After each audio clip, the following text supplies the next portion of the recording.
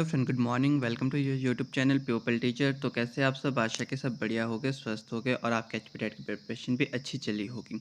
तो आज हम करने वाले हैं साइकोलॉजी की मेन थ्योरीज, जिसके रिगार्डिंग हर साल आपके पास क्वेश्चन आता है। तो ये हमारी 4 थ्योरीज हैं, पियाजे की, वाइगोत्स्की की, कोलबर्ग की और एरिक्सन की थ्योरी। इसके रिगार्डिंग हर साल क्वेश्चन आते हैं और इसके जो नोट्स है और वो सब कुछ आपको हैंड रिटन नोट्स और दूसरे जो इंपॉर्टेंट क्वेश्चन हैं वो आज आपको ग्रुप में प्रोवाइड किया जाएगा, जितने भी बच्चे बैच में ज्वाइन हुए हुए हैं। तो फिलहाल अभी हम करते हैं वीडियो को अपनी शुरू। तो सबसे पहले हम जीन पियाजे की थ्योरी करेंगे, क्योंकि ये भी सबसे इम्पॉर्टेंट थ्योरीज है। ऐसा नहीं है कि जो हमारी 4 थ्योरीज हैं इनमें से सिर्फ एक ही क्वेश्चन आता है। हर एक थ्योरी से आपके पास 1 या 2 क्वेश्चन देखने को मिलते हैं। तो सबसे पहली थी हमारी जीन पियाजे की थ्योरी। इसका थोड़ा कॉन्सेप्ट पढ़ लेते हैं। This theory is also known as the development theory and cognitive development theory. आप सभी को पता है पियाजे ने हमारे कॉग्निटिव डेवलपमेंट के ऊपर कार्य किया हुआ है। तो आपसे यहीं से एक क्वेश्चन बनता है कि जो जीन पियाजे की थ्योरी है आखिर वो किसके ऊपर बेस्ड है? तो वो कॉग्निटिव डेवलपमेंट के ऊपर बेस्ड है। और एक और क्वेश्चन यहाँ से बन जाता है कि कॉग्निटिव डेवलपमेंट की थ्योरी आखिर किसने दी थी? तो ये हमारी दी थी पियाजे ने। तो संज्ञानात्मक विकास के ऊपर जो कार्य किया था वो हमारे पियाजे ने किया था। इसके बाद जो बात करें तो जो एक पियाजे थे वो एक कंस्ट्रक्टिविस्ट थे, जो कि रेडिकल कंस्ट्रक्टिविस्ट थे। और साथ ही साथ इन्होंने रेडीनेस टू लर्न के बारे में कहा था। और साथ ही साथ जीन पियाजे का ये भी मानना था कि जो बच्चे हैं वो एक छोटे साइंटिस्ट है, उन्हें करने दीजिए जो उनका मन कर रहा है, वो जिस तरीके से वो जिस कार्य को कर रहे हैं उनको मतलब फ्लेक्सिबल का दीजिए। आप उनके ऊपर कोई भी रोक टोक ना लगाए, कोई भी पाबंदी ना लगाए, क्योंकि बच्चे जो है वो करके सीखते हैं। ये वाली बात भी हमारे पियाजे ने कही थी कि हमें रूट मेमोरी को हटाना है और एक्सपेरिमेंट मेमोरी के ऊपर कार्य करना है, ताकि कि बच्चे जो है वो करके सीखे और उनकी जो मेमोरी है वो परमानेंट रहे। तो ये बात पियाजे ने कही थी हमारी। नेक्स्ट बात करते हैं, पियाजे ने हमारे पास 4 मेजर फैक्टर्स दिए थे जो कि बहुत ही इंपॉर्टेंट है और आपके पास कई बार क्वेश्चन में आ भी जाता है कि आखिर पियाजे ने कितने फैक्टर्स दिए हैं हमारे पास। तो एक क्वेश्चन तो आपका यही बन चुका है कि आखिर कितने फैक्टर्स हमें पियाजे ने दिए। तो हमारे पास 4 फैक्टर्स दिए हुए। और इन फैक्टर्स में ये भी पूछा जाता है कि कौन से फैक्टर के ऊपर पियाजे ने सबसे कम कार्य किया है और सबसे कम स्ट्रेस दिया है। तो वो है हमारा सोशल इंटरेक्शन। तो पियाजे ने हमारे पास जो 4 फैक्टर्स दिए वो है number 1 maturation, number 2 experience, number 3 social interaction और नंबर 4 इक्विलिब्रेशन। मैच्योरेशन के जैसे जैसे बच्चा मैच्योर होता है उसका जो कॉग्निटिव डेवलपमेंट है वो धीरे धीरे होते रहता है। एक्सपीरियंस के बेस में वो अपना कॉग्निटिव डेवलपमेंट करता है। और सोशली इंटरेक्शन के ऊपर उन्होंने सबसे कम कार्य किया है, बट सोशल इंटरेक्शन भी एक ऐसा फैक्टर है जो कि कॉग्निटिव डेवलपमेंट में हेल्पफुल है। नेक्स्ट 4th फैक्टर जो है हमारा वो है इक्विलिब्रेशन। ये सबसे मोस्ट इंपॉर्टेंट फैक्टर है हमारा कॉग्निटिव डेवलपमेंट के लिए। इसमें क्या है, बच्चा कॉन्फ्लिक्ट टू क्लैरिटी जाता है, मतलब अंतर में जो आपकी लड़ाई चली, जो आपकी प्रॉब्लम्स हैं उनको धीरे धीरे करके वो बच्चा क्या सॉल्व करता है और क्लियरिटी तक पहुंच जाता है, निष्कर्ष तक पहुंच जाता है। तो ये था इक्विलिब्रेशन। नेक्स्ट बात करें अपना अडेप्टेशन के बारे में भी हमारे पास जीन पियाजे ने कहा हुआ है। तो अगर अडेप्टेशन की बात करें तो जीन पियाजे ने हमारे को अडेप्टेशन में कहा था कि बच्चों में एक ऐसी जन्मजात टेंडेंसी होती है कि वो अपने को किसी भी एनवायरनमेंट में इजीली एडजस्ट कर सकते हैं। और इसके 2 पार्ट्स में बताया था, एक हमारे पास था अकोमोडेशन और एक था असेमिलेशन। तो अकोमोडेशन को हिंदी में बोलते हैं समायोजन और असेमिलेशन को हिंदी में बोलते हैं आत्मसात। तो बेसिकली जो अकोमोडेशन है वो एक मॉडिफिकेशन इन बिहेवियर है और असेमिलेशन सिर्फ एडिशन है।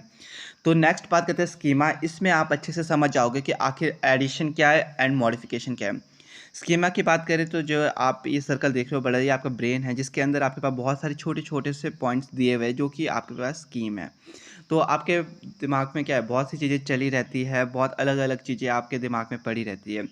तो जब हम बात करें कैट और डॉग के बारे में यहाँ पे, तो देखो बच्चे को हम बचपन में कहेंगे जो 4 टांग वाला है वो एक बिल्ली है। तो बच्चे के लिए हर एक 4 टांग वाला क्या है, बिल्ली ही है। उसे कोई फ़र्क नहीं पड़ता वो कुत्ता है, गाय है, जो मर्जी है, पर बच्चे के लिए वो सब के सब बिल्ली ही है। ये सिर्फ बच्चे में क्या है, अभी एडिशन हुई है बचपन में कि 4 टांग वाले क्या होते हैं, सब के सब बिल्ली होते हैं। ये बच्चे ने सीखा है अभी। तो ये चीज़ क्या है, ऐड। जब भी आपसे पूछा जाए असेमिलेशन क्या होता है, तो असेमिलेशन सिर्फ एडिशन होती है बच्चे के बिहेवियर में। अब बात करें मॉडिफिकेशन, तो धीरे धीरे करके क्या है, बच्चा मॉडिफाई करता है कि तब उसे पता लग जाता है कि 4 टांग वाले ना सिर्फ वो सिर्फ बिल्ली ही नहीं होते, बल्कि उनमें से कोई गाय भी हो सकती है, कोई डॉग भी हो सकता है, कोई बकरी हो सकती है, कोई शेर होता है। फिर उसने मॉडिफ़ाई कर लिया, उसने एक्सपेरिमेंट किया है ना कि उसने देखा, चीज़ों को जाना, समझा, लर्निंग बाय डूइंग की कि आखिर अच्छा किस तरीके से जो 4 टाँग वाला है वो सिर्फ बिल्ली के अंदर ही नहीं आता है, वो अलग-अलग एनिमल्स होते हैं। तो ये था आपका असिमिलेशन और अकोमोडेशन का टॉपिक। तो नेक्स्ट बात करते हैं अपनी 4 स्टेजेस जो कि पियाजे ने दी हुई है। यहाँ से आपके पास हर साल क्वेश्चन आता है कि पियाजे ने कितनी स्टेजेस दी है, तो ये आपने याद रखना है जो पियाजे की स्टेजेस है वो 4 स्टेजेस हैं। पहली है हमारी सेंसरी मोटर स्टेज, सेकंड है हमारी प्री ऑपरेशनल स्टेज, थर्ड है हमारी कॉन्क्रीट ऑपरेशनल स्टेज और लास्ट है हमारी formal operational stage. Sensory motor stage हमारे बर्थ से लेकर 2 साल तक की होती है, प्री ऑपरेशनल स्टेज 2 साल से लेकर 7 साल तक चलती है, कॉन्क्रीट ऑपरेशनल स्टेज हमारी 7 से 11 साल चलती है और फॉर्मल ऑपरेशनल स्टेज हमारी 12 से अडल्टहुड तक चलती है। और ये एक चार्ट है जिसमें कि आपको सारी स्टेजेस सब स्टेजेस के बारे में बताया गया है। जिसको डिटेल में देखना होगा वो इससे देख लेना, और मैं इसको बैच में भी शेयर कर लूँगा, आप वहाँ पे इजीली नोट्स फिर बना सकते हो। तो अब हम इन स्टेजेस को थोड़ा डीपली जाके पढ़ेंगे कि आखिर इन स्टेजेस में क्या क्या चीज़ें बताई गई हैं। और जितनी भी चीज़ें मैंने आपको अभी इस वीडियो में बताई है उससे बाहर आपके पास कोई भी टॉपिक नहीं आएगा, उससे बाहर कोई भी क्वेश्चन नहीं आएगा। इन स्टेजेस के अंडर जो जो पॉइंट्स हैं यही क्वेश्चन्स आएंगे, इसलिए आप इन्हीं को नोट डाउन करना। तो सबसे पहले बात करें तो जो सेंसरी मोटर स्टेज है ये कब से लेकर कब तक चलते हैं, ये क्वेश्चन सबसे पहला बनता है आपका। तो ये आपके बर्थ से लेकर 2 साल तक चलती है। यहाँ पे बच्चा क्या है, बेसिकली अपने सेंसेस के थ्रू सीखता है, जो हमारी 5 इंद्रियाँ हैं उनके थ्रू सीखता है। तो सबसे पहले देखो पॉइंट यहाँ दिया है, सेंसेस आर टीचर। जो हमारी सेंसेस है, जो 5 इंद्रियाँ हैं वो एक टीचर का कार्य करती है, वो बच्चे को सीखने में हेल्प करती है। Number 2 object permanence. 9 से लेकर 11 मंथ का जो बच्चा होता है वहाँ पे ऑब्जेक्ट परमानेंस होता है। यहाँ से क्वेश्चन बनता है कि ऑब्जेक्ट परमानेंस कौन सी स्टेज में आ जाता है बच्चे में, तो ये आपका सेंसरी मोटर स्टेज के अंदर आता है। और कब से लेकर कौन से महीने तक होता है, तो ये 9 से लेकर 11 महीने के अंदर आ ही जाता है बच्चे के अंदर। नेक्स्ट बात करें तो इमिटेशंस के बारे में बात करें तो यहाँ पे जो बच्चा है वो इमिटेशंस के बारे में इमिटेशन से सीखता है। जो आपका ट्रायल एंड एरर मेथड है उससे सीखता है इस सेंसरी मोटर स्टेज में। तो नेक्स्ट बात करें, जो सेंसरी मोटर स्टेज है उसको रिफ्लेक्स एक्शन स्टेज भी कहा जाता है, ये भी आपसे क्वेश्चन पूछा जाता है।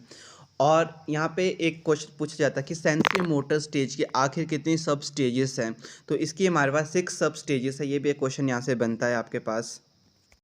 और जो आपकी सेंसरी मोटर स्टेज है ये आपकी फर्स्ट स्टेज और इन्फेंसी स्टेज है, ये भी क्वेश्चन पूछा जाता है कि आखिर पियाजे ने सबसे पहले कौन सी स्टेज दी है, तो हमारी सेंसरी मोटर स्टेज है।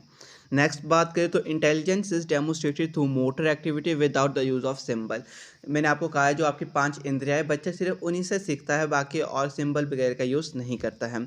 और जो सेंसरी मोटर स्टेज होती है ये हमारी गोल डायरेक्टेड स्टेज होती है। नेक्स्ट बात करें सेकंड स्टेज जो हमारे को दी हुई है प्री ऑपरेशनल स्टेज, ये बच्चे में 2 से लेकर 7 वर्ष तक चलती है।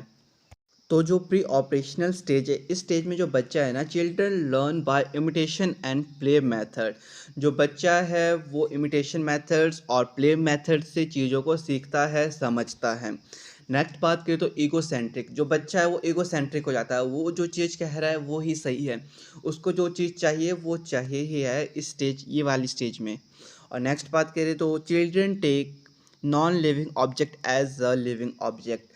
तो इस स्टेज में जो बच्चा है ना उसके लिए जो नॉन लिविंग ऑब्जेक्ट्स है वो उसके लिए लिविंग ऑब्जेक्ट्स हैं। मतलब उसके पास कोई छोटा टैडी होगा तो उसको इस तरीके से बिहेव करेगा वो कि मानो कि वो भी एक जीव है, और उसके लिए मतलब उसके इमोशंस होगी। अगर उसको हम नीचे गिरा ले तो वो उसको उठाएगा और ऐसे सोचेगा कि ये रोएगा, जिस तरीके का बच्चा अपने को सोचता है। तो इस स्टेज में जो बच्चा है उसके लिए जितने भी नॉन लिविंग ऑब्जेक्ट्स होते हैं वो लिविंग ऑब्जेक्ट्स होते हैं, सब चीज़ सेम होती है उसके लिए। नेक्स्ट जो बात करें तो थिंकिंग इज़ इलॉजिकल। इस स्टेज में जो उसकी थिंकिंग होती है उसका कोई लॉजिक नहीं होता है, कोई सेंस नहीं होता है, वो बच्चा बस इमेजिनेशन कर रहा होता है, उसका रियल लाइफ से कोई भी रिलेशन नहीं होता है। नेक्स्ट बात करें तो चिल्ड्रन लर्न्स लैंग्वेज इजीली। इस स्टेज में जो बच्चा होता है ना वो भाषाओं को आसानी से सीख सकता है। आप उस बच्चे को जितनी मर्जी भाषाएं सिखा लो, इस स्टेज में बच्चा इजीली सीख सकता है। अगर इससे बाद आप कोई लैंग्वेज सिखाओगे तो डिफ़िकल्टीज आएगी, इस स्टेज में वो इजीली लैंग्वेज डेवलप कर सकता है। और साथ ही साथ इस स्टेज में बच्चा सेल्फिश भी हो जाता है। नेक्स्ट जो हमारी थर्ड स्टेज है वो है कॉन्क्रीट ऑपरेशनल स्टेज। ये स्टेज हमारे 7 से लेकर 11 वर्ष के बच्चों में पाई जाती है। और इस स्टेज में क्या है, इस स्टेज को हमारे एडल्सन स्टेज भी कहा जाता है, किशोरी अवस्था, जो कि सबसे मोस्ट ऐसा टाइम होता है एक बच्चे की लाइफ में थोड़ा हार्ड पीरियड बोले कि जिसके बारे में आपसे पूछा भी जाता है कि आखिर बच्चे की लाइफ में ऐसा कौन सा पीरियड होता है जो बहुत ही कठिन पीरियड होता है, तो ये हमारा एडल्सन एज होती है। नेक्स्ट बात करें तो intelligence is demonstrated through logical and systematic symbol. इस स्टेज में थोड़ा जो बच्चा है वो लॉजिक लगाना सीख लेता है, सिस्टमेटिक सिंबल्स का भी यूज़ कर लेता है, वो रिलेशनशिप्स के बारे में समझ आता है और जो कैलकुलेशन पार्ट है उनके बारे में समझता है। इस तरीके की थोड़ी बहुत उसमें लॉजिक्स आ जाते हैं और इट डेवलप मेंटल एक्शन, और उसकी जो मेंटल एक्शन है वो भी डेवलप हो जाती है, उसकी मेंटल एक्टिविटीज़ है वो भी थोड़ी बहुत डेवलप हो जाती हैं। और children start solving there concrete problem, जो उसकी कॉन्क्रीट प्रॉब्लम्स होते हैं वो सॉल्व कर सकता है, मतलब जो यहाँ पे थिंकिंग होती है वो कॉन्क्रीट चीज़ों के बारे में समझता है, उनके बारे में सोचता है।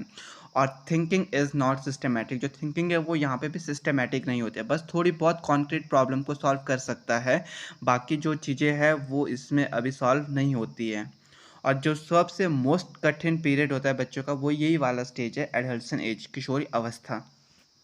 तो लास्ट फोर्थ स्टेज है हमारे पास फॉर्मल ऑपरेशनल स्टेज, जो कि हमारे 12 से लेकर अडल्टहुड तक चलती है। इसमें क्या पॉइंट्स है, इसमें जो इंटेलिजेंस है वो लॉजिकल यूज़ ऑफ सिंबल से डेमोस्ट्रेटेड होती है। जो बच्चा है वो लॉजिक का यूज़ करना सीख जाता है और अच्छे से सब चीज़ों को समझता है, और यहाँ पे जो एब्स्ट्रैक्ट कॉन्सेप्ट है उसके बारे में भी समझ आ जाता है।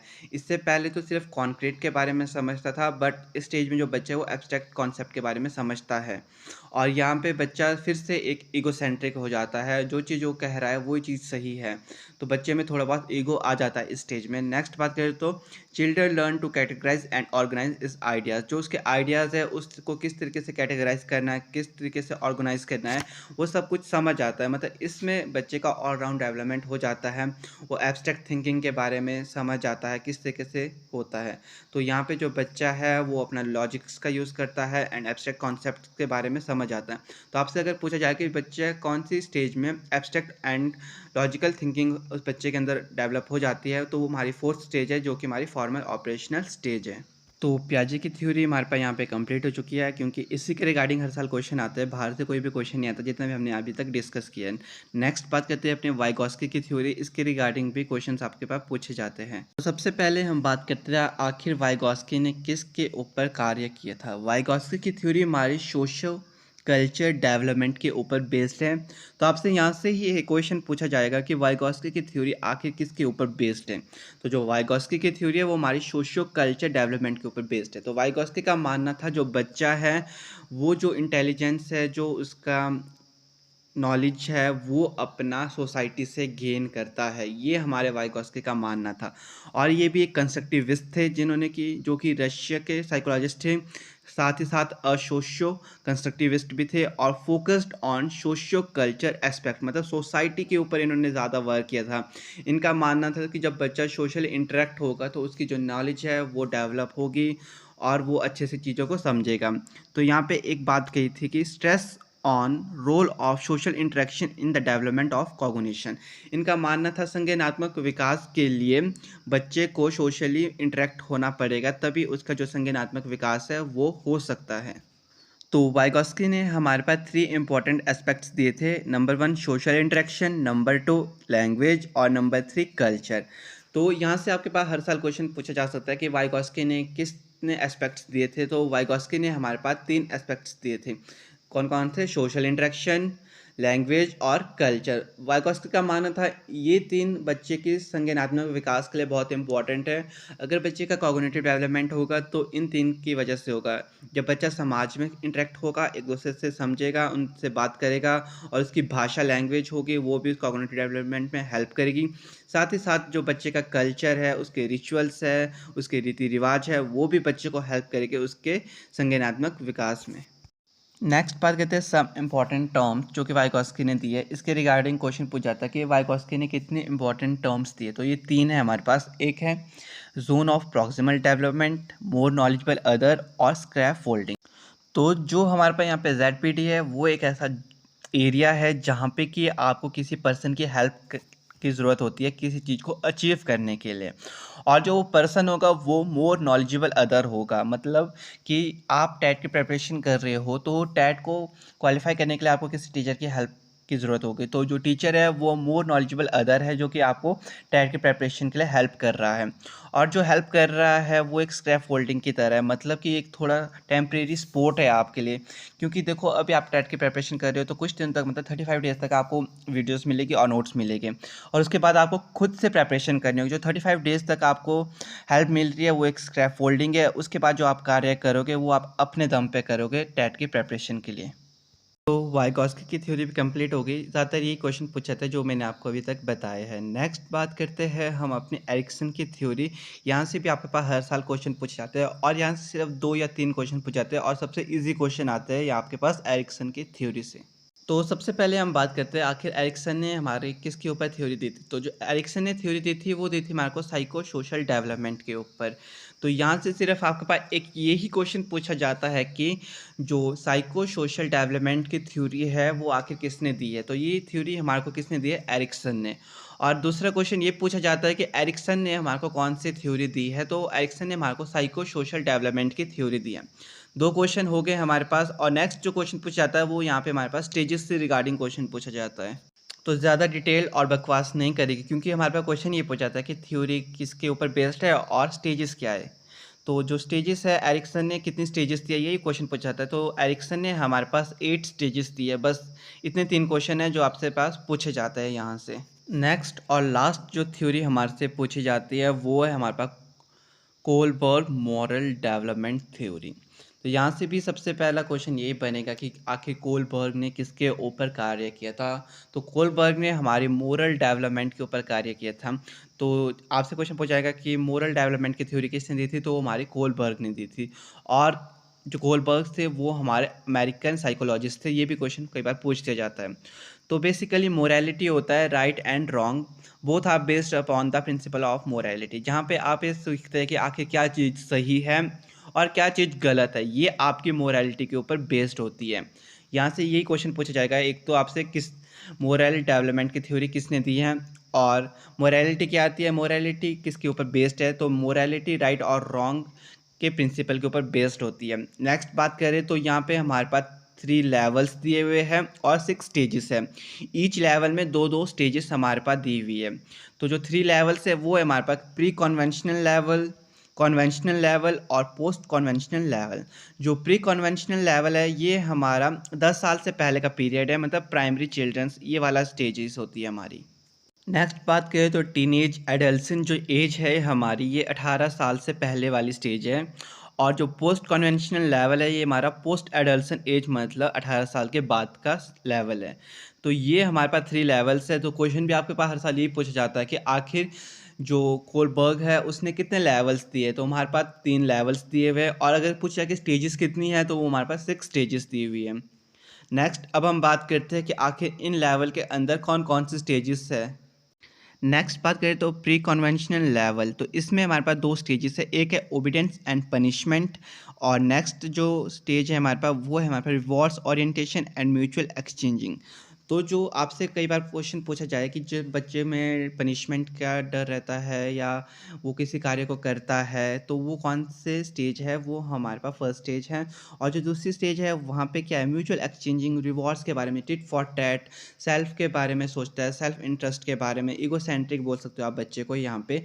अगर तूने मेरे साथ गलत किया तो मैं भी तेरे साथ गलत करूँगा, ये वाली भावना बच्चे में आती है। नेक्स्ट जो सेकंड लेवल हमारे पास दिया हुआ है यहाँ पे वो है हमारे पास कन्वेंशनल लेवल। इसके अंदर भी 2 स्टेजेस है। पहली स्टेज है हमारे पास good boy and nice girl orientation, और नेक्स्ट जो स्टेज है वो है हमारे पास legal orientation and laws and order.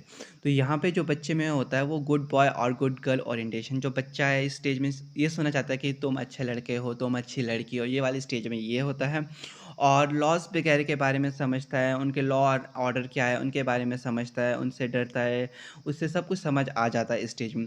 अगर आपसे पूछा जाए कि ऐसी कौन सी स्टेज है जहाँ पे कि बच्चे को चाहता है कि उसके बारे में उसकी प्रशंसा करे, उसे रीइंफोर्समेंट मिले, तो ये हमारे पास कन्वेंशन लेवल के अंडर आता है। और अगर इस ये चीज़ पूछा जाए कि बच्चा लॉज वगैरह के बारे में समझता है, उनके बारे में जानकारी रखे, तो ये कौन से लेवल में, ये भी हमारा कन्वेंशनल लेवल में। क्योंकि आपका कई बार पूछा ही जाता है कि जो बच्चा है उसको लॉज वगैरह के बारे में पता है तो वो कौन से लेवल में आएगा, तो वो हमारा कन्वेंशनल लेवल के अंडर आता है।